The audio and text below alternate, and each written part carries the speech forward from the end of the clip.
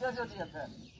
সূরা মুলকের মধ্যে আল্লাহ তাআলা বলছেন, আল্লাযী খালাকাল মাউতা ওয়াল হায়াতা লিয়াবলুয়াকুম আইয়ুকুম আহসানু আমালা। সুতরাং এই ভালো আমলগুলি করার সময় এখন আমরা জীবিত আছি আমাদের জন্য। মরহুম যিনি চলে গেছেন উনি আমাদের মডেল, ওখানে আমাদের আসতেই হবে, আসলেই শেষ নয়, ফেরত আসার সুযোগ নাই।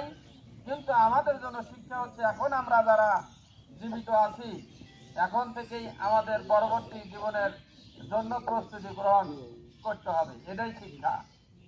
প্রস্তুতি গ্রহণ করার জন্য আমরা চেষ্টা করব।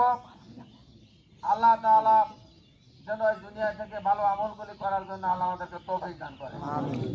এই দুনিয়ায় ভালো আমল করে যে যারা আখিরাতে যাবে, আল্লাহ তাআলা বলছেন সেই দিন যারা জাহান্নামের আগুন থেকে ভয়াবহ আযাব থেকে রক্ষা পাবে, ফাকাত ফাযা, এবং জান্নাতে প্রবেশ করবে তার ফাকাত ফাযা, তারাই হচ্ছে সফল কাম। ওই সময় সফল হচ্ছে সব প্রকৃত সফল। এই দুনিয়ার সফলতার কোনো সফলতা নয়।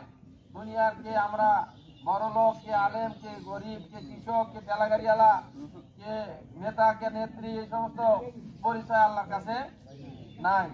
আল্লাহর কাছে পরিচয় হচ্ছে যে জাহান্নামের আগুন থেকে রক্ষা পেয়ে জান্নাতে গেলে সেই হচ্ছে আল্লাহর কাছে ভালো কাজ। এই জন্য আমরা